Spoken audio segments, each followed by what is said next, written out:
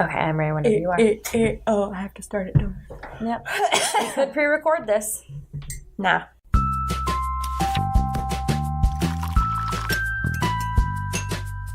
Welcome to Our Life in Books, where we talk about our lives, books, and everything in between. I'm Elizabeth. And I'm Samantha, and we're cousins. Well, you just did that over. Cheers over both MacBooks. That was scary. Grab yourself some tea and get cozy, because this week we're talking... Oh, I have to talk slowly. I forgot. Grab yourself some tea. Not that slow. Just kidding, guys. Okay. Grab yourself some tea and get cozy, because this week we're talking about our first book club book, The Hate You Give. OLIB Book Club is a quarterly book club where we let you pick the book, and then we have a live discussion. Yay! And then we give away free things. Whoop, whoop, whoop, whoop. It'll be on our Instagram, by the way. Yeah. But first, what tea are we drinking? So this is lemon meringue green from Adagio Teas. It's very good. Very I was summer, wondering if you would spring. like it. Very spring. You traditionally don't like green tea? No. I'm starting to get into it. Yeah. So they do like different seasonal teas that you can only get in that season. And is this one of them? Yes. And the first one that I found that I really loved, and I was like, I didn't know I liked green tea, was the Autumn Mist Green. And I made you try that one and you loved it. I do love that one. So then when spring came around and they had this one, I was like, okay, well, this has got to be good too. And it is. It's like a dessert. Yeah, it really is. It feels like a dessert. It's so tasty. It's very lemony. I think my only issue with green tea has ever been that it doesn't have enough caffeine. Well, that's true. But it's not bad. Sometimes, though, I feel like it can taste too grassy. Yeah. And that's why I don't like it. I could feel that. Yeah. But also, like, green tea is a little more finicky than black tea. You can't have the water as hot and you don't steep it as long. So if the water's too hot and you steep it too long, then it's going to taste bitter. Oh. Yeah. Okay. So it's a little more difficult. But tea it's knowledge worth with it. Elizabeth. It's worth it. Yeah, it's really good. I'm really happy that you talked me into doing it. Yeah, so tasty. So what are you currently reading? Okay, so last week I started the last 8. Yes. I'm still not done with it because I had to jump in and read Beautiful Bad by Annie Ward. Okay. Because I was reviewing that on Monday. Yeah. So I read that real quick. It's a thriller. It's a domestic thriller, and it's a little bit hard to describe because the book starts out. Okay, I'm ready. We're ready. With a 911 call. Oh, okay. And so it's a woman asking for help, and you can hear, and like the 911 operator can hear a child screaming in the background. Oh, no. So that's how the book opens. And then you get flashbacks to all the way to 2001, a girl named Maddie, and she is like traveling all over the Balkans, I believe is how you say it. It's these countries in Europe, I believe. I was like, I do not know what that is. And they're all like war-torn countries, but she just loves it. And like she's there with her friend Joe, and her friend Joe does a lot of like volunteer type work. She helps people in need in the area. Yeah. But Maddie is a writer, and so she just kind of like, once she gets her assignments done, she just kind of does whatever she wants. And so she does a lot of traveling over to Joe, which she lives in the same area but a different country. So it's only like a couple hour bus ride, and they do all this. They go together all the time. So one of these times that Maddie is visiting Joe, she meets a man named Ian. And Ian kind of changes the course of her life and her friendship with Joe. But so you get all these flashbacks of 2001 Maddie. And then you also get present day Maddie, but it says it's, like 12 weeks before the accident. Before? Oh, no. Okay. And so present day Maddie has a recent trauma in which she got hurt. She got hit in the head and her face. She's got a big scar on her face. Oh, wow. And all you know is that it happened when she was camping and she fell, in quotes. But maybe not. Maybe she didn't fall. Yeah. And now she's married to Ian and they've got a little boy. And it's just one of those like thrillers that everything is just like a little bit like ick. Off? Yeah, like you're just like something's off. And the people who you think are bad maybe aren't. And maybe so it's good. It's a good thriller. It's very in-depth. It's not like a lot of thrillers you read are very like surface level and you're like, I kind of know where this is going, and you don't really get very deep into the story, but this is like, it's intense. Yeah. There's a lot. It does sound really good. Oh, okay. I'm going to have to write that down. I'm going to have to read that. Everyone else do the same. Okay, well, I am reading I just finished the second installment of that series I was reading last podcast. I get by Camilla Hart. It was Chasing Eva, and now I've got done with Loving Eva, and I'm now on to the book 3 of Killing Eva. Oh my God. And it's called The Light of Shadows series. I feel like that escalated quickly. It escalates quickly. So in this series, in the second book, basically it's talking more about how Eva still has this person who's trying, I think they call it, she just has like this stalker person who's trying to get her to leave the company and also destroy her boyfriend's image. Mm-hmm. And so they're still trying to figure it out, also trying to figure out their relationship as well. And now that she's gotten a letter from her grandfather kind of warning her of what's going on. Like saying, like, don't trust anybody. Mm-hmm. So now she's looking at every single person in her life being like, can I trust you? Every single person in her business being like, can I trust you? Basically, the only person she trusts is her boyfriend because they were together when they were younger, and also like they started dating, like no one knew that they were going to get together, like, so there's no way that, like, I don't know, she just like knows it's not him, and it isn't him because mm-hmm. he's one of the main characters, and I know. So it's just now we're at this point where they're happy and they're in love, and now it's turned into physical threats. Like she, gets pushed down a mountain, mountain while she's been snowboarding and hurts her knee, which, oh my God, because I've hurt my knee. Yeah. I couldn't hardly read that part. And now it's turned into, now she's afraid for her life. And now it's serious. Before it was like, oh, corporate espionage kind of thing. But now it's getting serious. And I still don't know who it is. Oh my gosh. And it's so the mystery part of it started in book 2, or did it book start? 1? It started in book 1 with just there's corporate espionage, someone's trying to take down the business, watch out, from her grandfather. Now it's like, no, someone wants to destroy you because you won't step down and basically let go of the business. Uh-huh. They want it to fail, but no one knows why, because that's why they think her father was murdered, is because they think that this person just wants to see this company fail, but no one knows why. Yeah. And her grandfather didn't know, but he knew that he trusted her grandfather. Her father didn't know, but all he left her was, don't trust anybody. And he didn't even know who it was. Oh my God. So that's why he left it to her, because he knew that he trusted her and that she's a hard worker and she won't let him down. But now it's turned into physical threats, stalking, like she knows someone's following her. Oh my God. And now they're trying to figure out if is it one person, or is someone puppet mastering this person who's stalking her, and what's the end game. So that's where I'm at with Killing Eva, which sounds an awful title. Thank you, Camilla Hart. Jesus, I hope I'm saying your name. I'm so sorry if I'm not. I don't know much because I just started it, but it sounds sorry. Rude. I'm so sorry. I think it's gonna end really, really, really hard. I'm really excited. Well, it's called Killing Eva. God, yeah. Well, I think that I hope that the stalker doesn't get her, but it scares me that it's called Killing Eva. So I will, I'll let you guys know how it ends next week. Oh my God. I have one new release I want to talk about. I wrote a whole blog post of new releases. Yay! Okay, I just wanted to point this one out. I bought it already. But it's by Emily Goodwin, and I really like her writing style. So it is a romance paranormal, and you know how I feel about that. It's about werewolves, it's about werewolves, vampires, and witches, and stuff like that. Ooh. And it sounds really interesting, and I just have always liked her writing style. So, yeah, it's just basically, I don't really know what it's about. Did you say the title? Dead of Night by Emily Goodwin. Okay. It says Thornhill #1, so it looks like it's going to be a series. And I also wanted to point out that it's on Kindle Unlimited right now. Heck yeah. Yeah, because it's a new release. She put it on Kindle Unlimited. Yeah. Okay. What new releases do you have for us? There's a lot in my blog post. I saw that. I would like to start out with the one I'm most excited about. Okay. It's called Supermarket by Bobby Hall, a.k.a. Logic. Oh, here we go. Guys, I've been listening to this for weeks. I'm so excited. I just love him. And I've always had a love of artists.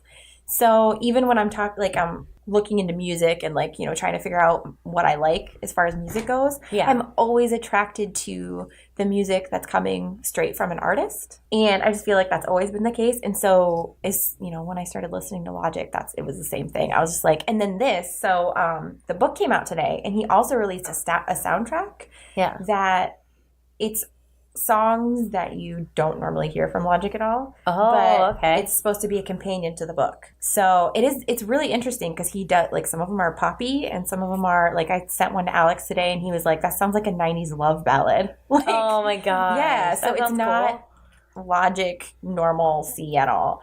But I'm really excited to read the book. I've read that it's like horror, but also thrillery and maybe a little bit comedic. Okay. So it seems like he's kind of playing around with some ideas. One, I think that I like that he's seeing what else is out there. He's obviously very talented. So he's like not just limiting himself to like one genre or one direction. He's trying to just try all these different things, which is really neat. And a lot of celebrities and whatever, if they come out with a book, it's generally a memoir. And this is not. It's a story. It's a novel. So yeah, that's what I'm most excited about. What genre is it? Does it say on Goodreads or anything like that? Sorry. I know you said it was like funny, thriller. Let me put on the link real quick. Comedic thriller. Horror was the first one. Ooh, okay. Yeah, horror, contemporary. Like I said, I feel like I read somewhere that it's... it might be like... There might be some the author of Ready Player One commented on it. He said, Bobby Hollis crafted a mind-bending first novel with prose that is just as fierce and moving as his lyrics. Supermarket is like Naked Lunch meets One Flew Over the Cuckoo's Nest if they met at Fight Club, which sounds like a lot of things, and this is not a big book. Yeah. So, yeah, I'm excited to read it. That sounds really cool. Can't wait to hear what you think about it. I know. I just have to like carve out some time to actually read it. Put it in your planner. Yes. Okay. What other new releases are there? There's another thriller that I actually got on NetGalley, so I have to like race to read it here soon. It's called My Lovely Wife by Samantha Downing. This one is this one is pitched as Dexter meets Mr. and Mrs. Smith. Oh.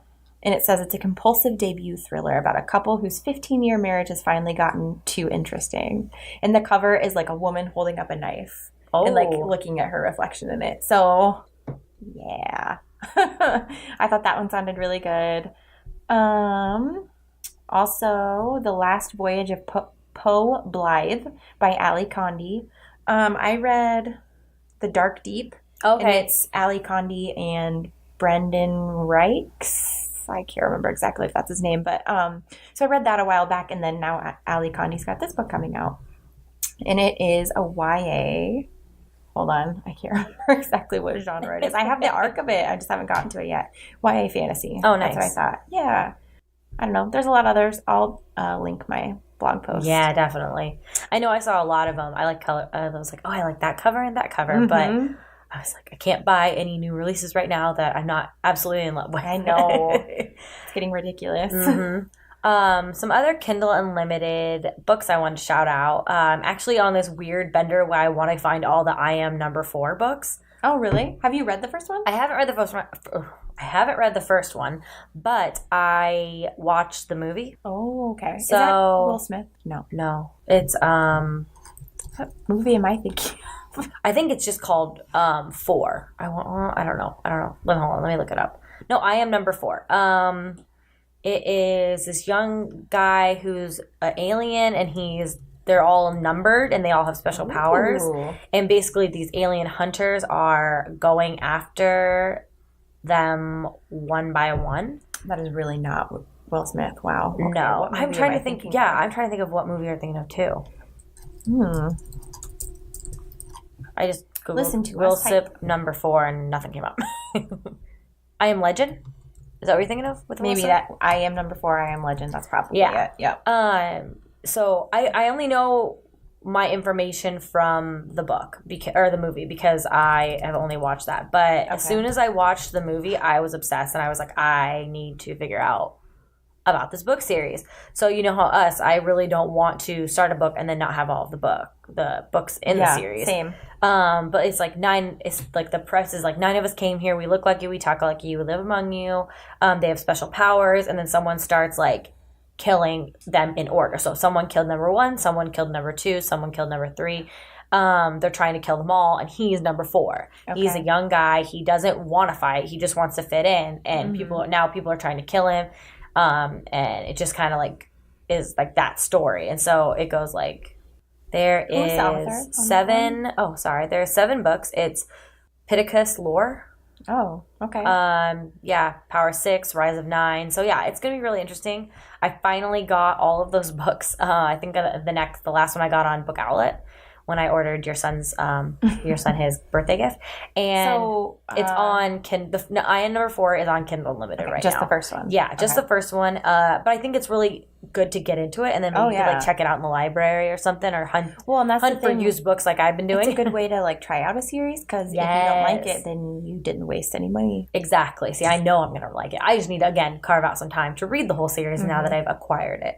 And then there's this other book that I want to talk about, Kindle Unlimited. I've been wanting to read it, and I actually got the sample a while back. But it is called The Ash Moon by Michelle Dare, and it is a Kindle Unlimited book. And I want to say the entire trilogy is Kindle Unlimited. So there's 3 books. They're all under Kindle Unlimited, and it's an Amazon bestseller. So I would recommend it. It is about a girl who has always read. She loves books. She always reads a bunch, and she's always lived her life in books. And then all of a sudden, her eyes open to a world that she didn't realize, where there's this guy she likes shifts into a wolf, and it says like fantasy becomes reality, and now she has to like kind of like start realizing what's around her. But I just love that she's into books and a book nerd, and I love that. Yes, I want to read about it. So paranormal romance with werewolves, if you're into that. That is awesome. Right? And the whole series is there, so it's like, yes. So I gotta type it into the document, because I know it looks like I didn't find a book for Prime reading, but I did. So actually, Elise Kova just announced today that the first book in the Air Awaken series is on Prime Reading. Oh, that's awesome. Yeah. So again, that's another one where if you like that first book, I think there's 4 or 5, I don't know. There's a couple books in that first series, and then there's a bunch of like offshoot series. Yeah. And then she just started an offshoot series that takes place like 20 years after this first one. Oh. So if you like this first one, there's a lot more to get into. Yeah. So that is available on Prime Reading right now. Yes, that's awesome. Yeah. Well, you good? Oh, now it won't squeak. Not when I you missed her dance. It was great. Mail, we got Paper Gang this week. It was all themed around butterflies. And butterfly conservation. Yes, butterfly conservation. It says $1, €1. Euro. Thank you. Per box sold goes towards protecting butterflies, moss, and our environment, which is really neat. So it's very themed around. We got butterfly paper clips. We got a desk, like jot pad. Yeah, jot pad, but it's big. It has like notes. It has like your week, doodles. It's really cute. I love those things. The prints are so pretty. They have like a gold metallic butterfly, and then moths, and like saying. And then we got a little calendar too, and an enamel pin. Oh, and the gold enamel pin. It's so pretty. I love it. Yeah, Paper Gang is amazing. I'm really impressed with them. I really need to start using my stuff though. I'm like a big hoarder of office supplies. We know. Judge me. Well, I've done Paper Gang for almost a year now, and you just get used to it. You just start using it because you start getting new stuff that you want. Well, that's the thing. I told myself I was going to start using it, but most of the stuff is still in the box. Really? I miss that they used to have a card each time, and now, so I never had to buy like birthday cards and like anything like that. Yeah. But they don't seem to do that as much anymore. But their cards, not to like, we're not sponsored by them, but Oh Dear is the company that does Paper Gang, and their cards are like 50 cents. And they're all like from artists, and they're all unique and funny, and I just love like buying bulk. And they're like good quality. Oh, they're very good quality. Yeah. And I just like buy like a bunch, like when they have deals, and just like, there, I have a bunch of cards, and they're not like, no offense to the Hallmark cards, but they're all the same. These are like different, and I like them. The specials. Did you get anything else exciting this week? What did I get this week? I got a bunch of books. Yeah. A lot of books. All of the books. I got some books I ordered from some indie authors that I'll be showing on my Bookstagram. One sent a little like tube, glass tube of like sand and roses with her book. So yeah, I don't know. I have a lot of things, but I don't know anything off the top of my head. I know. I can't even think of what books I got this last week. I know, right? It's so bad. Yeah. Yeah. The corner of my kitchen where I take pictures has just become like book land. Central. I don't even know what to call it. There's just like piles and piles, and it's out of hand. Oh my gosh. I just picture you doing a Scrooge McDuck, just like diving into your vault of books. Except that I might ruin them. We can't have that. New. Book World News. Do you want me to go first with mine? Because it's pretty light. Or do you want to go first with yours? Let's do mine. Okay. We can end on a good note. Okay, deal. Okay. Well, to be fair, I pressured her into get more information because I was genuinely curious and she knew more about this than I did. So I would say everyone has their opinions. We're just trying to figure out what is going on. Yeah. So I think almost anywhere you go that sells books right now, you see Rachel Hollis's face. Yes. She came out with a book, I believe it was last year, called The Girl Wash Your Face. It was huge. Everyone was talking about it. I heard about it everywhere. Like, even people that don't read knew about it. I've seen it all over Amazon. I think that's what prompted this discussion. We started this discussion on our way back from the book event we went to. Right, because, again, we saw her face. Yes. Yeah, that's exactly what started it. You're right. And then I can't remember her newest book. Do you remember? I'm looking at it right now. Girl, Stop Apologizing, a shame-free plan for embracing and achieving your goals. So, again, very popular. I don't know a lot about what she is popular for. Do you know? Necessarily. Yeah, I think she's a blogger. She's like a mommy blogger, vlogger. I'm going to Google her really quick. Influencer, all that good stuff. Rachel Hollis is an American author, motivational speaker, and blogger. Her self-help book, Wash Your Face, released 2018, maintained top 10 book-selling books. Yeah, she has. It looks like she has a YouTube channel. So she's a blogger, vlogger, and influencer. Influencer. Thank you. Continue. So, thing is, how do I want to say this? I want to be I want to be very diplomatic about it because the thing is, like, everyone has their opinions. Like her if you want to like her, read her books, it's up to you. But I feel very kind of rubbed the wrong way about this whole thing because a lot of the things she's saying and like the quotes she posts, she passes them off as her own. In her book? Both in her book and on her Instagram, like she posts quotes all the time. Okay. And like I'm coming from a side where I honestly have no idea about her. I've seen her on Amazon and I've seen other people being like, you should read this. It was a great book. Right. And I'm like, so I brought it up to Elizabeth and I was like, do you know this author? I've never heard of her. And we know a lot of authors in the community. So I was like, I've never heard of this person, but like everyone's talking about her. So the thing is, I hadn't really heard of her either, but my very first impression of her was an article about how she is copying. Okay. She's plagiarizing. Okay. So she posts quotes on her Instagram all the time, very like inspiring, uplifting quotes. But she never says who they're from, and so you are led to believe they're her quotes. Oh yeah, I'm looking at her. I'm looking at her Instagram right now. Turns out they're not. So even when people are saying like, "Oh, this is beautiful. I love this quote. Thank you so much for sharing," she always just says "thank you" as if she's taking ownership, which she shouldn't be because it's not hers. So that's a lot of what's going on with her. I just feel like the reason nobody's saying a whole lot and it's not a big deal as big of a deal as it could be is because she's white, she's attractive, she's wealthy, and she's positive. It's not like the things that she is saying is negative. She's not being a negative person at all. Yeah. She's being a good person. Well, she's saying good things. Mm-hmm. But, if you're stealing the things that you're saying, how good is it? Yeah.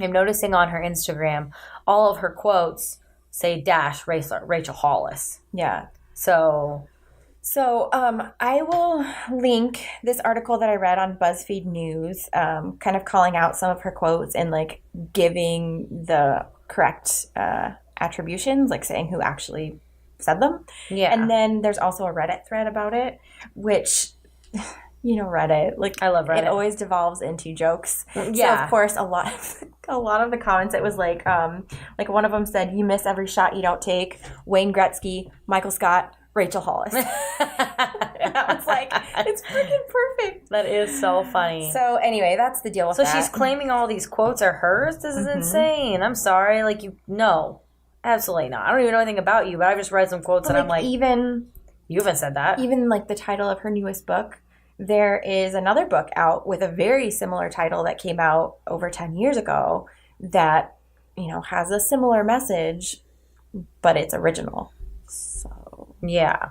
So while you may enjoy the book and the quotes that she's pulled, I guess maybe a good thing to do would be kind of find the source material. Go back to where she got this information from and read the actual things that it came from, the people who came up with these ideas. Because like the Reddit thread that I'm going to post. Yeah, I'm looking at it. Yeah. That's got a lot of it has the references to what she took from. Yeah, like one says, ambition is not a dirty word. And she posted it, ambition is not a dirty word. And then she put Rachel Hollis.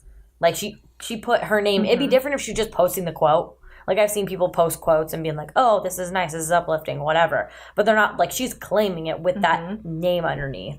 So it seems, this BuzzFeed article seems to find quotes on her Instagram and be like, you didn't come up with this is where it's from. In my opinion, if she wanted to put these quotes anywhere, just put who they're from. Like I always do. Whenever I quote like a famous author, I always put like dash and like put who said it, because it's not me. The reason it's a great quote is because it comes from great people. Did you just read that? The ambition is not a dirty word one? Yeah. So that came from a book by Deborah Condren in 2008. Yeah. So, I guess that's what I'm saying. Like, if you like the things that Rachel is saying, maybe you should try and find like the source material, like this book by Deborah Condren. You might enjoy that. And as well. The source. It's the original source. Yeah, because it'd be different if she was citing this. If she was like, hey, this quote by this person is in my book because I think it's a great quote. But to say that it's yours. Well, and then to build from it and kind of, turn it into your own thing. Yeah. But that is stealing. It's plagiarism. That's plagiarism. Sorry, not sorry. That's how I feel about that. I'm sure the books are great. Yeah, and that's the thing. Like probably helped her a lot. Well, that's the thing. Like I said, what she's saying is all positive stuff. So it's not like you can say she's saying terrible things. No. It's just how she's saying it. And she should definitely remarket it to give credit to people who deserve it. Mm-hmm. Yeah. Credit your sources, and if you put a quote on your Instagram, don't put it's from you because you didn't say it. Right. That'd be like me being like, I can't think of a quote. You take all the shots you don't make. Wayne Gretzky, Michael Scott, Samantha McCombs. I am Michael Scorn, Samantha McCombs. Like, it just doesn't make any sense. No. That's crazy. Okay, well, I'm never going to read her books now, so bye. Okay, so no, actually, I probably wouldn't have read her books anyway. Same. I just was curious. The thing is, self-help isn't really my bag. Same. So, I mean, I don't know. Sometimes I feel like picking up those books, but I would oh, here we go. I like the dark side. I would rather pick up a book that's not so, like, joyful and, like, well, because we're not those like, kind of people that are, like, joyful and meh. I want the one that's, like, self-help, but in a very sarcastic, dry humor way. Yeah, same. Yeah. Maybe that's what we need to write. Yeah. Okay. Deal. But we're not going to steal anything. Step 1, tea. Step 2. Step 3. Just profit. I'm sorry. I'm sorry for the things that I said. Okay. More happy, uplifting news. Okay. It's not negative. I mean, it's exciting. So the novel. I mean, it's not negative. It's not negative. Novel did a cover reveal of The Queen by Nothing by Holly Black. The Queen of Nothing. What'd I say? It is book 3. Did you see this? Did you click on the link, or did you already see it before? No, I already saw it. Come on. Who has read both of the books in this series? Sometimes I can surprise you with things. That's what I try to do. So I guess you can talk about it because I've read the books. This is the third book in the Cruel Prince series. The first one is The Cruel Prince. The second is... Fake fan. King. Prince. What is it? The King of something? The Cruel Prince and... What is the second one? Hold on. I'm looking. My mind. Wicked King. Good job. A+ for you. So then book 3 is called The Queen of Nothing. And does this make sense to you? Are you excited? It makes so much sense. Is there anything you can tell us without spoilers? No. Okay. Because I feel like it's not until you know, but it like the title is almost spoilery. Like I said, it's not until you know exactly what it's referencing. Okay. But cover's I'm beautiful. so excited. I'm so excited. Every cover has had that crown on it. Yeah. And this is kind of interesting because this is Frozen. So like, where are they going to be where it's Frozen? Oh my gosh, they're going to be in the movie Frozen. Or they're going to be Game of Thrones. Winter is here. Winter is here. So that was my Anyways. bookish news. I'm like, that's it. So I was we're trying going to surprise you. Go see it. Yeah. It's beautiful. I own both books. Have not read them. I will. I promise. How dare you? You know what? I don't think I have a finished copy of The Wicked King. Do I? Maybe I do. What do you mean? I have the ARC, but I don't know if I have a finished copy of it. I thought we got it in Owl Crate. That's why I have it. Oh, by the way. The second one. We have the first one from Owl Crate. That's The Cruel Prince. I have the wiki. So we pre-ordered it. Oh, we did because we got I was like, I enamel have pins. it. Oh, by the way, a book that you told me that we'll discuss at Epic Reads, I didn't own it. The second one, I bought the second one. You dummy. So guess what? I told you I had So it. guess what I bought today? Wait, this is for next week's podcast. Okay, yeah, sorry. I was glaring at it. You didn't hear anything. Nothing's happening right now. No. Well, now we will get into the Hate You Give. We did a live stream in our Life and Book Society, which you should join. Ow. And yeah, we just talk about the book. We get into details and what we thought. I want to preface this to say that we are two white females from Cis females from the Midwest. Right. So we don't really have a lot of reference. We're just going basically on the climate that is now, as well as what we read in the book and what Angie Thomas has said in her interviews. Right. So I'm sure we still have a lot to learn. But give it a listen and go easy on us. and let us know your opinions on the book. Definitely. I definitely want to research more and kind of listen. What we found when we looked for this book is there wasn't a lot of merchandise or like I would like more discussion boards on it. I guess for me, I guess it's everywhere because of the movie, but at the same time, I don't know. I just feel like this is such an important book. It needs to be even more of everywhere. Like it needs to be in every classroom, in every school, school library. Oh, definitely, because it just impacts you. It impacted me. It opened my eyes and it really impacted me a lot. So I think that everyone should read it. So here is the live stream. We hope you like it, and we can start. We can kind of preface what this is about again. So the book is about the main character is Star Carter. No, preface about what we're doing. Oh, my bad. We're talking about the book. Yeah. The Hate You Give by Angie Thomas. Yes, it's such an amazing book. We're going to first kind of, give a rundown of what the book's about. Try not to give... Well, I guess we don't have to worry about giving spoilers, so we can just talk freely. So there will be spoilers if you haven't seen the movie, if you haven't read the book. Sorry. Yeah, I mean it's a book discussion. So yes, and then everyone who is in the discussion will qualify to get our surprise book box giveaway. Yeah. Okay, I'm talking with this book. All right, you want to talk? Because now you can tell. Now I can say please. what the book's about. Sorry. Okay. So the main character in this book is Star Carter. Mm-hmm. She is a girl who lives in two worlds. She lives in Garden Heights with her mom and dad and her two brothers. Garden Heights it's like a poor neighborhood. Yeah. There's a lot of crime and stuff that happens, but it's home for her. Mm-hmm. And then also she goes to school at a private school. Yes. Because her parents want her to get a good education. And so she is straddling the line between these two worlds, just kind of trying to figure out who Star is and how she can be herself in both worlds. Yeah, because she's basically two different people. She feels she's the person that she is back home and where is it Garden Heights, and then she's a different person where she has to change how she says things and how she acts, and she has to make sure she doesn't come off as angry and stuff like that, and so that people don't think she's call her an angry black woman or or ghetto or something like that. So she's two different people. Yeah.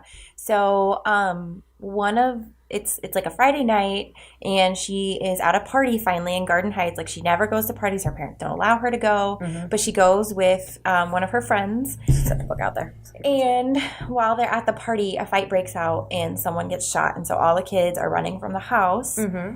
And while she was at the party, she met up with her childhood friend, Khalil. Yeah, Khalil. That's how I say it. Mm-hmm.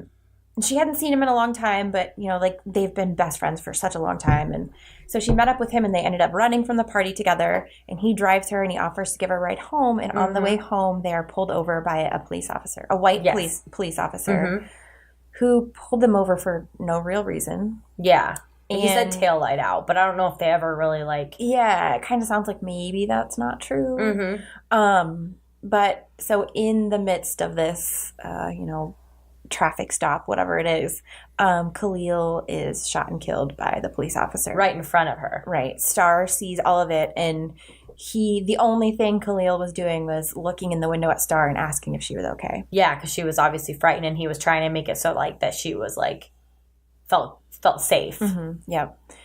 So that's kind of where the story unfolds, and you kind of see, how Star deals with it, and, like, what Star does with her voice. Yeah, because I think she struggles in, like, a lot of the book trying to figure out what her voice is, and starts to realize that maybe the people around her, she's neglected some, and then she's also let some kind of put her into, what I'm trying to talk about her friend Haley. Yeah. She's let her friend Haley get away with a lot of things. Yes. Yeah. And they just kind of don't say anything to her about it. Yeah. So, yeah. I mean, I guess we don't have to do you want to talk about the whole book? Like, what happens? Do you want to do that now, or do you want me to kind of go over, like, what I read about Angie Thomas's inspiration? Yeah, let's talk about that first. Okay. So I read a couple interviews that Angie Thomas did, and I really just wanted to hear, especially because we went to a book event recently, I wanted to kind of dig deep into where this book came from. Yeah. So I am looking at Publishers Weekly and an interview on Goodreads. So she basically said that she was a senior in college when she wrote this. Oh, wow. She wrote it as a short story. And when she was in college, she felt like Star. She lived... She lived in what everyone considered the hood, but went to a mostly white Christian college in an upper neighborhood. And then a black man, Oscar Grant, was killed in Oakland, California. And she said, like, where she lived, it felt like he was one of their own and he didn't deserve it. But at school, it felt like everyone said he deserved it. Mm-hmm. And so she was much like Star, where she was, like, angry and confused and didn't know how to, like, deal with these feelings. So she began to write. And then more cases happened. Trayvon Martin, Michael Brown, the headline, she saw all the headlines, and she didn't know how to, like, just like Star didn't know how to, like, get that anger out. Yeah. What else to do other than, like, retweet or reblog on Tumblr? Exactly. Like, so she wrote, and she said that she saw in Trayvon Martin's case that one of his friends was, like, being ridiculed for how she presented herself, and she thought that was ridiculous that the media was, like, kind of, like, ridiculing her on the witness stand. And so she's like, why aren't people celebrating her for being there and to, like, being, like, strong enough to be there for and be his voice when he can't be heard. And she wanted to write books for girls like that, which I thought was really, really interesting. So that's where kind of, like, her inspiration came from. She said another part of it was that shootings were a natural part of her existence. Like, it was a natural part of her life. Which it sounds like the same with Star. Exactly. Like, there's shootings in the neighborhood and no one really bats an eye. Yeah. It's like they all know it, but there's nothing, like, it's just normal life. It's like day to day, that's what's happened in their neighborhood. And she said that drug dealers did shootouts. Like, she knew kids that got accidentally killed by drive-bys. She said it wasn't until she got older and she moved out of that neighborhood that she thought, this isn't normal. That's not a normal childhood to live in. Yeah. And so another thing that I really enjoyed, and I think she I don't know this, I don't think I read anything about it, but her mom would tell her to read books and to encourage her to read books to see what the rest of the world is like. Okay. And I feel like Star's mom kind of did that as well, where it's like she's, like, very, like, wants her for a better life, and it was pushing her to be better and to, like, get out of the bad situation that they're in with all the shootings going on. So that was a little bit about the backstory about that. Yeah, that's interesting. It's really interesting, and I'm glad she wrote it. I think I think she also realized that, or she said that she didn't think that it was going to be that big of a phenomenon, but she also knew that it was, when she wrote it, she was angry and she knew things were going to get better. Yeah. Well, and there wasn't really any book like this out there. No. There was references to, and I haven't read them. I was going to ask if you had. Let me see. All American Boys, and there was another one. Oh, I've heard of that one. We saw the author of that at BookCon. Yes, yeah. So I haven't read that one. Yeah, so that she said like some other, like she's been put with other books like that are like very transformative and also of what's happening in the current climate. Timely. Yeah. So do you want to talk like first impressions? Yeah, we can talk about first impressions. Okay. So Morgan, hold on really quick. Morgan said, I heard such amazing things about this book. All right. Thanks, Morgan. Okay. Yeah, it's so good. Yes, it's so good. You have to pick it up. Okay, first impressions. So, it's not like this book starts on a high note exactly. No. So, were you like crying right away or like, right in that first scene? I mean, I guess it's not right away, but it is like in the second chapter or something. Yeah, I was going to say, I'm going to take this little scene real quick. I should. So I had marked in my book, because I know, like, that was one of the things I wrote down. I said, I'm only 130 pages into this book, and I've already teared up multiple times. Yeah, I definitely teared up. I teared up before, and it was basically when she was talking about how he used to say, like, see you later, alligator. Like, basically remembering him. Like, I knew he had passed, but she hadn't gone into details yet. And I also knew just because of the trailer and kind of it was kind of, like, people knew about it. So I definitely teared up when she reminisced and she said, like, she looked when she went to go visit his grandmother, his mom's house. Is it his grandmother's house? Yeah, I think so. Yeah. And she sees the steps where they used to fight and stuff. And so she was like, so she says like, after Wild Crocodile. And so I started cheering up then. And then obviously like when she was going through what actually happened, that was a lot too. Yeah. Yeah. There was just so many times that it's just so heart-wrenching, What were your first thoughts? So this was actually the second time I read this book. I read it when it first came out. Was that 2016? 2017? I think 2017. Yeah. So I read it then, and I read it the second time, and even though I knew everything that was going to happen, it was still like I was still captivated completely, and like I couldn't put it down, and I knew it was going to happen. Yeah. But I'd obviously forgotten little details and stuff, but. Yeah, I think the first impressions, it's just like I know this is going to be heavy, and I know I'm going to cry, so just like. Prepare myself for that. Yeah. We have a newcomer, Sarah. Hi, Sarah. Hi, Sarah. Yeah, that's I can't see who's in the group. I can only see if they say anything. Okay. All right. So I'll introduce. Yeah. I really liked the beginning, but I also had like this dread hanging over me because I was like, I know what's going to happen. Yeah. But I also was really excited to know more about Star. Like, I didn't know anything about her, and I liked that she was like, I liked hearing that she still had, like, she was very self-conscious, even though maybe she didn't show it on the outside. Like, at each place, both her home and school, she was still self-conscious in those different groups. She just she played a different character, it seemed, of herself, a different part of herself. Yeah. And do you want to talk about, like, what happens throughout the book then? So Or do you have any questions? Do I have any questions? Or does the group have any questions? Yeah. I don't know. Does the group have... if you guys ever have any questions, just like write them out and we'll answer them. Yeah, please just go ahead and... Or thoughts. Throw things out there. Yes. That's what this live is for. Exactly. No, I had a question. Actually, I didn't know. I had actually looked up before the podcast, but I didn't know who... her father has a picture of someone hanging up in their grocery store. And I didn't know who it was, and I'm trying to think. I know who he is now, but I can't remember the name. Do you? Sorry, say that again. I was reading. There's a question in the group. Okay. I don't see it. It's Alex. Oh, okay.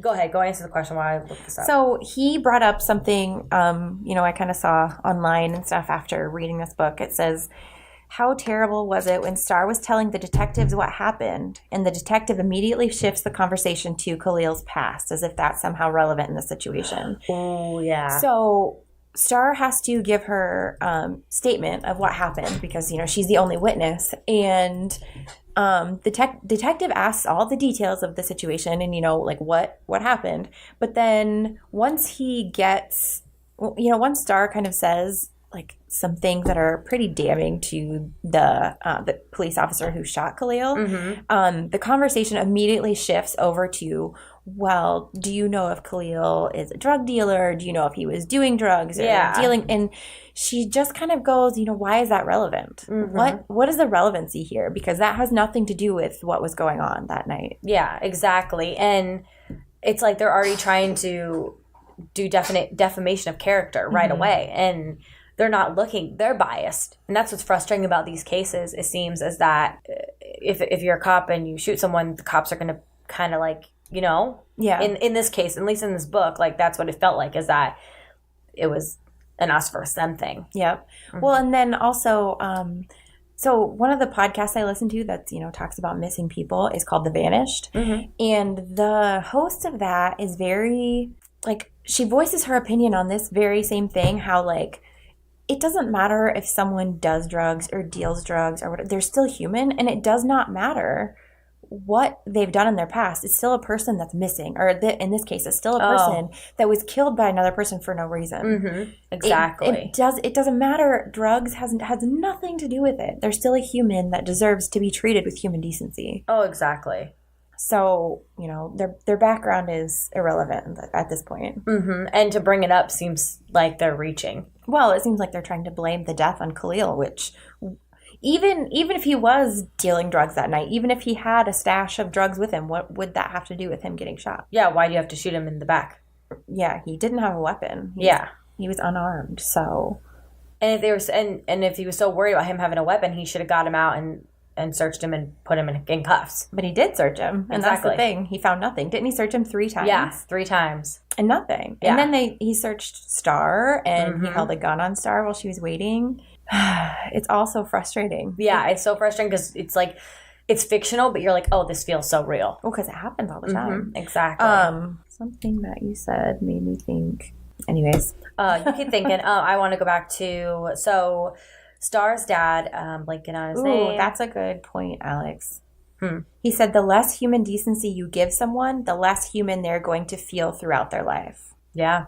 So, and that's a big theme throughout this too, is when Khalil describes, you have that mark, don't you? Yes, I do. When Khalil describes what the hate you give means, what thug life means. Yeah, and they talk about Tupac a lot. Yeah, it comes from, I don't know if it's necessarily from a Tupac song or if it's just from like kind of his beliefs. Yeah, well, because he had thug life tattooed on his hands. Yeah, oh yeah, his beliefs. I guess I don't know Tupac songs that much, but yeah, it's like thug stuff stood for the hate you give little infants, F's everybody. Yeah. Basically how you treat someone when they're younger. It's going to carry over throughout the rest of their life. Exactly. And yeah, and so kind of like what Alex said, like you continuously treat people without, you know, human decency. Yeah. And they're gonna feel like they shouldn't be treated with human decency, and it's just gonna keep going. It's just gonna be like this never ending circle. Exactly. It's so frustrating. It is. It's like the book evokes so many emotions. Like I'm angry and I'm sad and I'm just like so frustrated and I just want to punch something, you know? Oh, no, I agree. And like the entire time I kept thinking about, you know, my friends that are Black, and I'm like, is this what they feel? Like, oh my God, like I had no idea, because I obviously am white, and I can't. We've had the privilege of not knowing what that feels like. Exactly. The only thing we've ever dealt with is being women. But other than that, we have no idea what it's like to be someone to look at us because of the color of our skin and then automatically make a judgment call as to how threatening we are. Right. That's insane to me. And it's done almost daily. It not like by the cops, by workplaces. Like I know that women of color can't wear like cornrows, but like to like some of them won't wear cornrows to like a job interview because they might be looked down upon or look like they're like too hood or ghetto, and it doesn't make any sense. Then white women wear them and they're like, oh, that's fashionable, it's cool, and it's like that's not okay, no, at all. No, that's cultural appropriation, really. Right. So Oh, so I was talking. So Star's dad has a picture up on the wall, and it's Huey Newton, Huey. Size Huey. Yeah. And he started the Black Panther Party, the political Black Panther Party. Okay. So I just wanted to know who he was because I had no idea. And he apparently was killed by a gang. I just read into that. I was like, oh, dang, that sucks. Yeah. So were there any big points in the book that stuck out to you as far as Star's like growth? So there was one thing I noticed that I guess I didn't remember being a big thing when I read it the first time was Star doesn't tell anyone. Yeah. Like any of her friends, not even her boyfriend. I can't believe she told no one. And like it was obviously eating her up inside, and she kept like kind of lashing out because she didn't know how to and her boyfriend Chris is white, and so like her first interaction with him after seeing Officer 115 is what she calls him. Or I think it's just 15 or something like that, right? I thought it was 115. Okay, keep going. I'll look. Anyway, after her interaction with the officer and everything that happened with Khalil, the very first time she ever sees Chris, she kind of like he gets close to her, and she just all she can see is 115's face, and it's such a difficult thing for her to do, and then she doesn't tell him. She doesn't tell him till almost the end of the book, I think, where that she was the witness in the car with Khalil. Yeah, so I can't figure out. I don't remember what the officer number is, but so she goes on and she does this program where they disguise her, but he knows it's her. He's been with her for a year. They're best friends, and he cares about her, and so he finds out on TV with his mom, with the rest of the nation, that there was a witness and she's coming forward, and he's just so upset. But then she says something like, which was kind of true, he made it about himself, and he was upset because he didn't tell her she was like, you need to realize that this was really, really hard for me. Right. And it's not about him. Exactly. Just like it's not about her friends, because she's got one friend, Haley, who is not supportive and who is racist without, she doesn't think she's racist, and she's not willing to like kind of confront the things that she has said. Yeah, and she's not willing to take responsibility for, even if she didn't mean it, it is racist to say it. Right. And then she's got another friend who is incredibly supportive. What is her other friend's name? Maya. She's incredibly supportive, and like, she's not at all upset that Star didn't tell her that she was the witness. No, she at all understands, because she was like, it'd be hard for anybody to come forward like that. Mm-hmm. Well, and her friend Maya is Chinese American, I believe. So, she has faced a little bit of what Star has faced, but not nearly as much. Because, her family still lives in the rich neighborhood. Yeah. And she still had a lot of, like, privileges and things that Star hasn't. Yeah. Alex wrote in the group and he said, Thug Life is an acronym created by Tupac, which stands for. And so he created it. I don't know if it's in a song. I wonder if Alex would know that. I don't know why, but that was my impression. Especially the first time I read it, was that it was in a song. And then the second time I read it, I was like, they never actually say that. I just assumed, I guess, because it was Tupac. Yeah. But that was my own fault. So the parents in this book, what do you... Oh, I love them. I love them so much. I was telling you yesterday. And I also love the uncle, too. Yeah, me too. I was telling you yesterday, I wrote down, like, there was a scene with Star and her mom, and I wrote down, like, how much I love her mom. I just adore her. 15. And then the very next scene was with Star's dad and how amazing he is, and I was like, okay, I love them both. Yes. I love them both. Yeah, I really like, that's what I was looking for. I keep getting distracted. But I was looking for some things. Oh, he said it's in a lot of Tupac's songs. So it's not just a song. Which makes, I've heard Thug Life. I just didn't know. We didn't know the backstory. Well, and I didn't know there was it was an acronym until I read this. Oh, I did. Well, I'll come back to that. But yeah, I wrote down, like, her mom was like, basically she just gave her the best advice, and it just made my heart happy. I marked a couple different things her mom said, I think, because I love her parents. Oh, yeah. This makes for good podcasting. Well, I have them all marked. But I know, I do too. But I didn't write what it is, so I have to like read it to see. Yeah, I did back to Maya. They were like a minority alliance. I really liked when they always said that. Like they always had each other's back, and she like understood it. And and even if Chris, her boyfriend, didn't understand it, he wanted to. Right, exactly. And he was like willing to understand. Yeah, and he was willing to admit that he was wrong. Well, and willing to admit that he doesn't know, like he doesn't understand, and that's why he was like, he would say things and be like, is this? And they're like, no, you can't, and he's like, oh, okay. And so he's just trying to like feel around. And I remember one time during the riots, because they go to these riots and everyone's staring at him, and he's like, is this what you guys go through at our school? And she said yes. He's like, then I'm going to deal with it. I want to be the minority. Yeah, because they said, situation. Are you sure you want to do not this? minority, but I want to like feel uncomfortable, like you guys feel uncomfortable. Right. Yeah, because once Star like tells her side of the story and she goes on the news, even though her face is blurred out, and like the trial happens and the cop doesn't end up getting convicted. The riots start almost right away, like after the shooting happens. Yep. But once the trial happens, then the riots get more intense, and that's when Star can't hold it in anymore. And she finally like uses her voice to speak out even more. She just can't. She can't hold it in anymore. No. I feel so bad for her. Her mom had said sometimes you can do everything right and things will still go wrong. The key is to never stop doing right. Yeah, I really liked that one. I liked that too. I really liked that one. I liked this one too. It says, her words used to have power. If she said it was fine, it was fine. But after you've held two people as they took their last breaths, words like that don't mean crap anymore. Yeah, it doesn't say crap. I censored myself. I marked that one too. I also marked the way that Angie Thomas describes death was really like sad, but also so like interesting and true. It felt like. So once she put like funerals are for dead people. Funerals aren't for dead people; they're for the living, which is so true. And then she kept referring to Khalil and her friend that passed away, Natasha, as mannequins.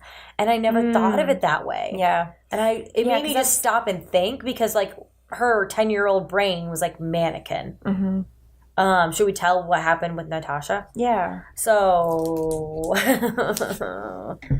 they were both. It used to be the three of them. Yes, they were Star, Natasha, what did they call each other? And Khalil. And they called each other because they loved Harry Potter. Yeah. So they were the something trio. I don't think I marked it, so I'm not sure. I should have marked it. Darn it. But they were all really good friends. Yes. They were all really good friends. And one day when Star was working in her dad's grocery store, Natasha ran in to tell her that the fire hydrant down the street was broken. Yeah, right? broken. So it was like spraying everywhere so everyone could go and play. Yeah, so all the kids were playing in it. And while they were playing, a car drove by shooting a gun. And Natasha got shot. Yeah. And of course, Star's right there. Star didn't duck right away, but then fell into some bushes and is bleeding and thinks that's why people are freaking out. But then she looks over and sees that her friend is dead. Right. And that probably like leaves a mark on you, Mm-hmm. Oh, absolutely. And then, to have that trio of friends, it's the three of you. You guys are best friends, and Star's the only one left. Yeah, because Khalil was the last friend of that trio that passed away or whatnot. And it sucks because she also had to see him, pass. And so she has all this hurt and anger in her, and she doesn't know how to channel it. Yeah. And she's surrounded by people who are pulling her to each different side. She also has worries because the king, who is like the main like because there's two different gangs in their neighborhood. Yes, the Kings and the Garden Heights something. Yeah, because there's green and gray. Yep. And basically King is like threatening her to not say anything. And so she has that added pressure on her from now when people are throwing bricks through her window, she doesn't know if it's the cops. She doesn't know if it's the king. She doesn't know if it's just people mad at her. Like, she doesn't know what's going on. And towards the end, her family is fearful for their lives. Yeah, and she feels like it's her fault. Like everything is her fault. Yes, and she has a really hard time coming to terms with that too. Yeah, because she's like, damned if I do, damned if I don't. Yeah. I want to speak up. I want to be Khalil's voice because he would be there for me, but yet I don't want something bad to happen to my family. Right. And she doesn't want to be the reason for the riots, Oh, yeah. Yeah. But, well, I mean, after the cops kind of harass her father, once they know his last name, she realizes, like, if I speak, then there's going to be consequences no matter what from whatever side. Yeah. And the riots, like, they're like destroying everyone's property, and then they finally decide, at least don't destroy like our businesses. But because all the the shop owners will put up a sign and says like black owned business. Yes. So then they'll leave those ones alone. Exactly. And towards the end, her dad's shop that she grew up in, it gets set on fire, and it's an arson move, I guess, by King, and she's in there with her friends. Yeah, which he didn't know. I mean, it's not like he's trying to kill these kids. No, but you shouldn't do that, right? Obviously. And then they get out, and it's just really nice that the community, like, there's always this rule called, like, no snitching. And so far, the only people who have snitched is the crazy guy who cuts hair next door from the grocery store, and now Star, because she kind of Yeah, she didn't dry snitch. Like, she didn't name him, but she said it in a way that everyone knew exactly who she was talking about. Exactly. And so after that, everyone decides that they're going to snitch, because they decide that if all of them are doing it, then it feels good. And you know. Well, and, you know, if everyone is, then it's not really snitching, is it? You know? Yeah, good point. There was something we touched on yesterday when you and I talked about this. What I thought was really interesting and really kind of like powerful for me as, you know, a white kid is the 2 talks that her parents had with her growing up. One of them was the sex talk that we all get from our parents, or we should get anyhow. And then the other talk is the talk about cops and how you should react when you're around a police officer. Yeah, because she kept having to recite it in her brain. Yeah, so she said that's just how it is, you know, when you are a black kid growing up in their kind of neighborhood and whatever, you are taught you do everything the police officer tells you to do. You don't get an attitude, and you keep your hands where they can see them, and no sudden movements. And so that's the mantra that she plays over and over in her head as the cop is standing there, because anytime she's around cops, she just kind of freezes and is like, especially after Khalil, then it's even worse. You know, she sees a cop and it's just continually going in her head, and every time she sees a cop, she's like, oh my god, are they going to shoot me? And all she can do is pay attention to their guns and like worry about, like, as soon as like her dad is getting searched, she's like, they're going to kill him. And you know, and I definitely was taught a little bit of it, and I don't know if it's because my mom grew up in Phoenix, but it was don't make any sudden movements and keep your hands where they can see them. So I always, that's what I remember, is like keeping my hands on the steering wheel, and then don't make any sudden movements, and like don't do anything until they tell you to do it. But I mean, I can't even imagine like being black in this time and being pulled over. Like I get scared getting pulled over. I can't imagine what it's like. Yeah, no, I mean, I'm always fear nervous. For your life. I'm always nervous. But you're never fearing for your life. You know what I mean? It's just because it's an authority figure. Yeah, same. I'm never afraid. Like no, I'm never now. I mean, now I am, which doesn't make any sense because I'm white, which sucks. But like, I can't imagine. Like, it helped me a little bit to get into that world, but it just, now I'm just like, man, this is bad. Like, and I think it helps to read something like this and get you out of where you're at, especially if you're not a POC, pure person of color. Alex made another comment. Oh, hi, Bailey. This is a long one, dude. Okay, it says, I think the most difficult thing is that so many people want to sympathize, understand, even walk in their footsteps. But as much as it is an absolute burden, and an unjust burden at that, it is also something they've lived with their entire lives and is just as much a part of them as anything. Which means there's also a sense of ownership and pride that they have lived through it and survived it. And so the last thing you want to do is belittle it by saying you are happy to go through it or experience how it feels. It's just a very slippery slope. Yeah. I wouldn't be happy to go.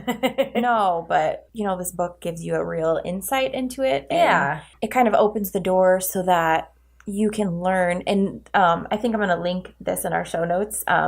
If you are a white person and you want to get involved, how you can be an ally and not overstep your bounds, because it's not your fight, and you're not there to be a hero. Yeah, you're not there to save anybody. I just want to understand more. I love learning about people who have different struggles and different walks of life than me. It makes me fearful for people, but I'm also not trying to be there being like, oh, be sure that I stay there and make sure you're okay. Like, that's not it at all. But I think just understanding what struggles people have to go through. Well, being a good ally. Like, I read a couple different articles about like how you can be a good ally. And, you know, one of the things is like, when you are in a group of white people and you're not speaking up, like, you're not helping the situation. You know what I mean? When you're in a group of white people who are saying things that they shouldn't be saying. Oh, like in the book, Haley, Star's friend, says, "Are you excited for the fried chicken?" or something along those lines. And she like is like, that's racist. And she's like, well, no, it's not, and makes a joke about it. Like, well, she's like, it's just a joke. And yeah, like, but it's not just no, a joke. It's not. And if you genuinely don't like, because I want to say, like, full disclosure, I didn't know that was a thing until I got to college. Well, then kind of educate yourself. Talk with people. The thing is, talk with other people that are your friends. They'll let you know. Right. And that's the thing, like, in this day and age, Google is your friend. Yes. And you really don't have an excuse anymore for not knowing anymore. Things. You know, even if you're in a small town, everyone has internet. Yeah. I guess we kind of touched on this already. Yeah, we're the at 40 way minutes, that, just so you know. Okay. The way that Khalil is portrayed in the media. Oh, yeah. I mean, the story gets a blip on the news, and the blip that it gets names the police officer at first, but doesn't name Khalil. And then it like just calls Khalil a drug dealer. Yeah, drug dealer shot. That's it. And so then like the kids at Star's school, who they end up staging a walkout in protest, in quotes, in protest of Khalil's murder. But really, they just want a day off school. Yeah, and they're not doing it for the right reasons. Even though they're doing it, and even though these kids are leaving class saying it's for Khalil, Star's friend Haley says, like, well, he was a drug dealer. Yeah. And it's like, what does that have to do with anything? Exactly. Haley reminds me of someone who reads the title of a news article from The Onion, not a very good source, and then believes it. Or sees a Facebook doesn't ever dive into the issue and exactly, really or like sees a Facebook ad and it's like, oh, drug dealer, and then it's not like, well, let's read more articles about this. Let's see what's going on. I don't like to talk on something unless I've researched it a little bit. So yeah, she's definitely one of those. It feels like, hi, David. Hi, I just waved at my computer. Yeah, that's pretty frustrating. I can't read my own handwriting. Your handwriting's good. I definitely didn't mark like the last third of the book because I was just reading. Yeah. Even though I did, like the very last page is, I don't know, I just felt like sobbing because she lists so many of the people who have been killed in police brutality. And you're just like, obviously it's not a comprehensive list. There's more than that. Oh, yeah. But that's already too many, you know? Ugh. Ugh. Yep. So you just sit here and you're sad and you feel helpless. So become an ally. Right. Yeah. So we'll link those articles. We will link the articles you talked about with the interviews from Angie Thomas. Yes. And what else?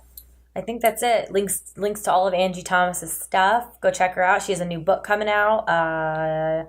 It came out in February. Oh, it did. Okay. Yeah. Well, I haven't read it yet. On the come up. Yes, on the come up. It's in the same neighborhood. It's a girl from there who's trying to become a rapper. Yeah. So it's gonna be really good. I'm excited. I'm glad that I'm glad she's sticking in the same neighborhood. Yeah, I am too. Like, I'm really excited to kind of go back to Garden Heights, and I don't know if we're gonna get. I mean, it's the same neighborhood, so I'm curious if we're gonna get some of the same like background characters in like places, or maybe same places, or maybe she's gonna be from the other side because they're east and west sides. Yeah. I just want her to like walk into Star's family grocery store. Me too. Me too. Okay. Well, thank you guys all for coming and participating. Oh, Nicole. Hi. Oh, hi, Nicole. Oh, I'm waving at my computer now. See. Hi, Nicole. So yeah, it's been really fun. So everyone who was here can get the book, get a chance to win the book. Yeah. The book club box, and you can listen to this again on the Our Life in Books podcast. Yeah. We have shows every Friday. They're released, and we're doing this new thing where now we also release an episode on Monday. The Monday one will be more of a chatty one, so you can get all of your book needs on Friday and then all of your chatty needs fulfilled on Monday. Yeah, we figured that would be kind of a nice, like, going back to work on Monday and you can listen to chats. Yes, chats about all of the things, all of the entertainment, weird, bookish podcast things that we're watching and listening to. Yes, all of the things. Because that's what we do. The everything. Yeah.